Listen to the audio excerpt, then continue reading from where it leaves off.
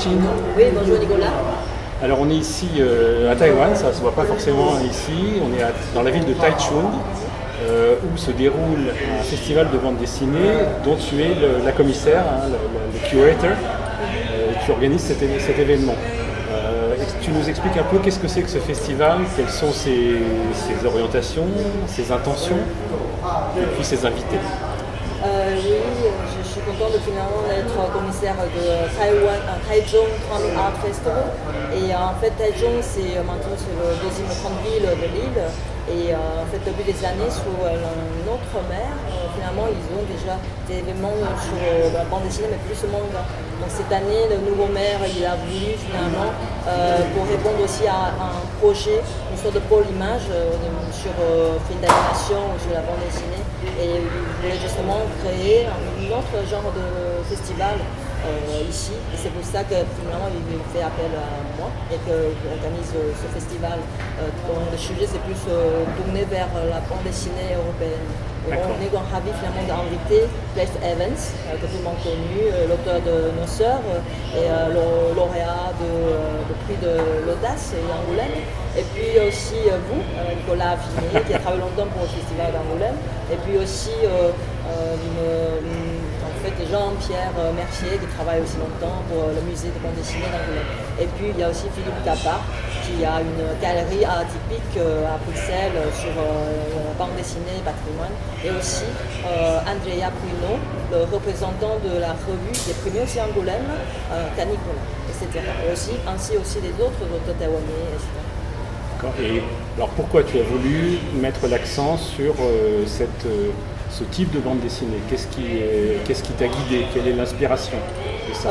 Ouais, c'est parce que finalement, en fait, Taïwan, l'île est vraiment beaucoup influencée, avant même la Seconde Guerre mondiale, après laquelle surtout, très influencée par le manga, surtout le manga mainstream.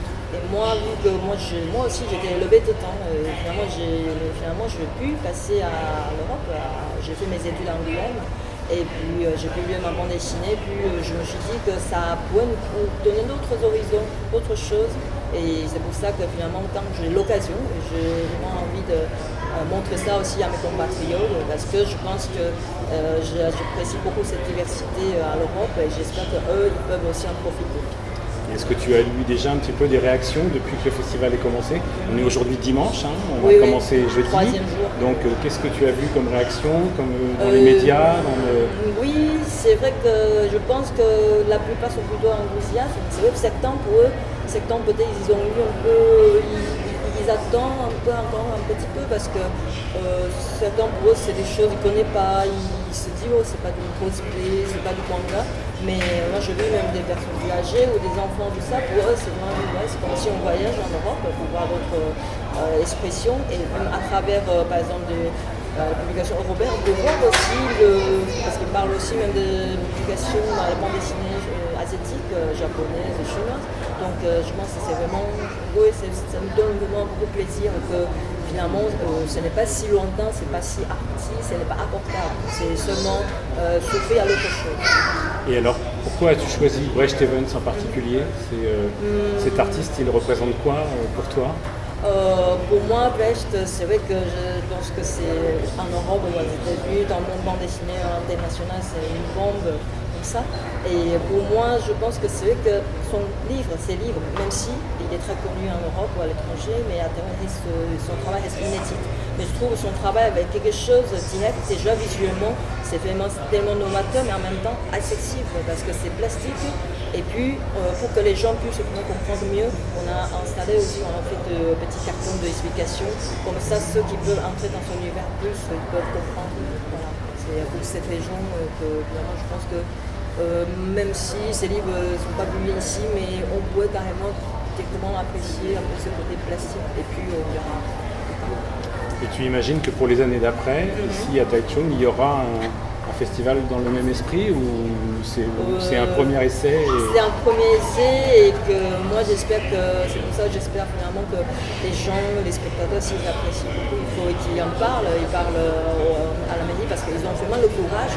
Parce que ce week-end, en même temps, à Taipei, dans la capitale, il y a un autre festival plus grand, énorme, et c'est du cosplay, c'est vraiment c'est du manga mainstream, et que ça marche tout de suite. Et cette mairie de Taichung, voilà, ils voulaient vraiment faire un essai. C'est comme avant Angoulême, il n'y a pas eu un grand festival il y a plus de 40 ans, et qu'on a essayé de monter quelque chose d'innovateur. Ils ont vraiment besoin vraiment de l'encouragement, du soutien du public, et aussi de nous, tous les professionnels aussi. Li-Chin, ce qui est important aussi de rappeler, c'est que toi aussi tu es une artiste, tu dessines. Et donc j'aimerais bien que tu nous rappelles où tu en es de ton parcours artistique et puis ce sur quoi tu es en train de travailler aujourd'hui pour l'avenir. Oui, en fait, oui, moi je suis plutôt dessinatrice et je viens de publier mon deuxième livre en France.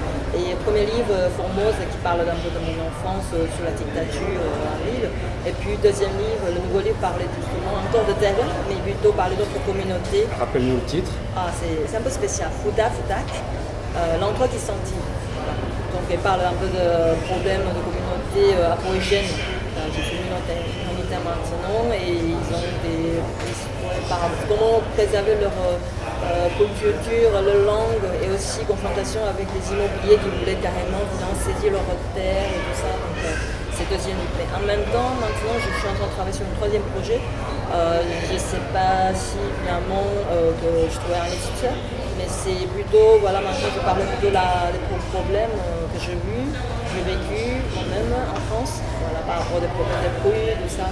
Mais c'est ça, peut-être présenter une autre manière, pas si directement autobiographique. Peut-être je vais changer le personnage, je sais pas, je vais voir. D'accord, et ça on ne sait pas quand est-ce que ça paraîtra.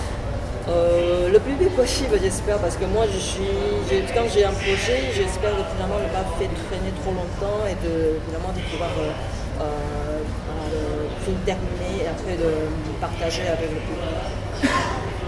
D'accord. Et merci beaucoup, Li-Chin. C'est vraiment génial de m'avoir reçu ici. C'est vraiment toujours très agréable d'être avec les gens de Taïwan. Et puis, écoute, on va suivre ce festival et on espère qu'il puisse se reproduire l'année prochaine et les années qui suivront. Oui, moi aussi, merci d'être venu aussi avec Jean-Pierre et les autres invités. Et on est vraiment très contents de se voir ici. Je pense que les publics aussi sont contents de voir parce que ce genre de choses, vraiment, ils n'ont pas besoin d'aller jusqu'à Angoulême et puis on peut le voir ici et même écouter vous partager votre expérience. Moi aussi, j'espère qu'on peut renouveler ce genre d'expérience. Mais il faut voir vraiment les résultats de cette édition. Merci beaucoup. Merci. De rien. Salut.